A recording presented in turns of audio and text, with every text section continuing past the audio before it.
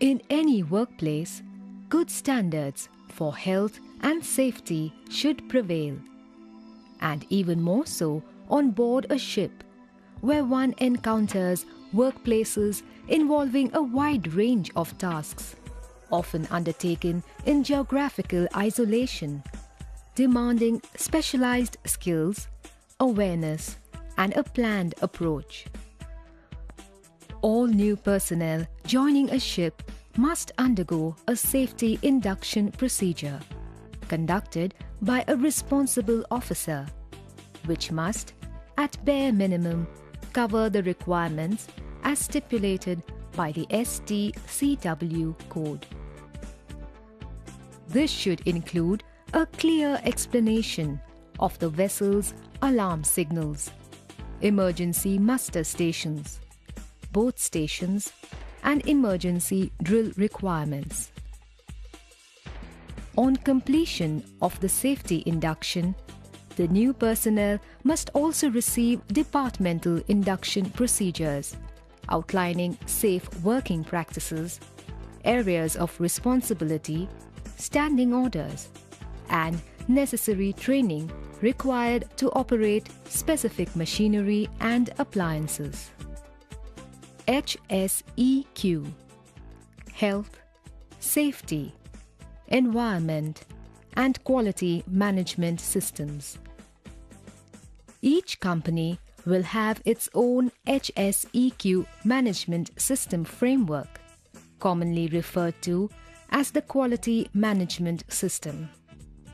A company's HSEQ expectations will broadly outline the requirements for the effective management of safety and accident prevention, pollution prevention, energy conservation, personal, occupational and environmental health, personal security. Good HSEQ performance can normally be achieved by making crew members aware that safety of shipmates depends on the action of the individual, designating responsibilities amongst crew members to identify areas which pose potential safety hazards and ensure that the necessary corrective measures are taken by reducing emissions and discharges and using energy efficiently. This would also imply a close monitoring on waste produced and managed. The Risk Assessment Principle.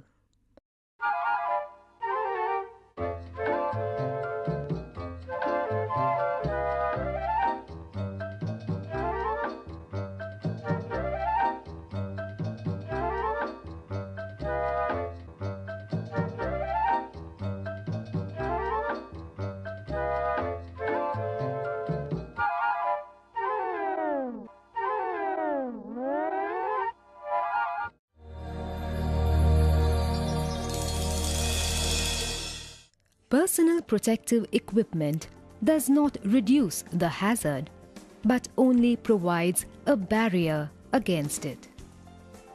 The effectiveness of the barrier is lost if the personal protective equipment is used incorrectly or is of the wrong kind.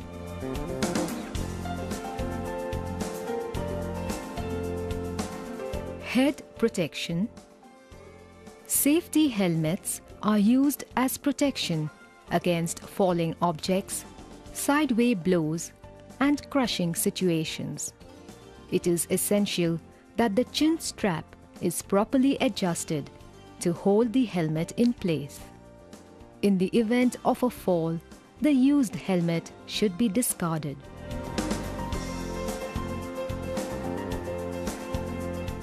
Ear protection. Ear muffs and ear plugs provide adequate protection to the ship's crew against exposure to high noise levels in areas like engine room, pump room, and whilst operating machinery.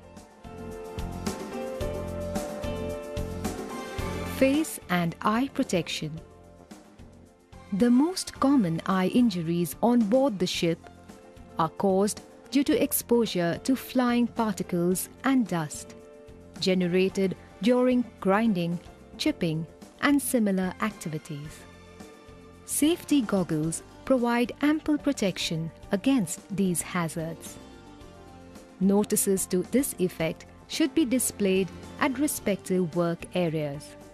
Special chemical resistance shields and goggles are used against exposure to chemicals and volatile substances, and protective shields are used during electric arc and gas welding.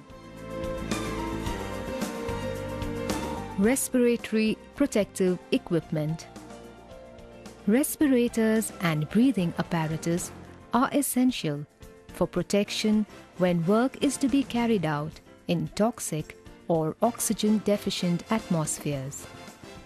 The air purifying respirator consists of a mask to which filters, canisters, or cartridges are attached. Each cartridge is designed for a specific gas and filters the toxic gas from the air, but cannot be used in an oxygen-deficient atmosphere. Breathing apparatus like the self-contained breathing apparatus SCBA supply air from an uncontaminated source. If in doubt, always use the breathing apparatus.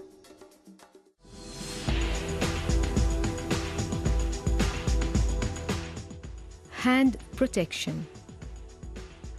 Injury to the hand is another common hazard, and the type of hand protection to be used will depend upon the type of work undertaken or the object being handled. Leather gloves are used during routine maintenance work on board, whilst chemical-resistant gloves are used for handling chemicals, acids, and other harmful substances. Special gloves must be utilized while welding or undertaking other hot work procedures.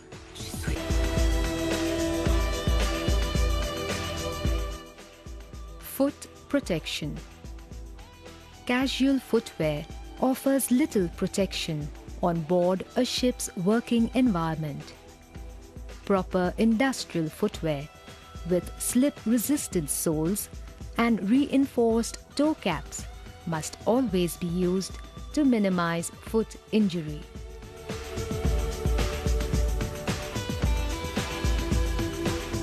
Body protection. Clean and properly fitting attire ensure comfort and hygiene in normal working conditions.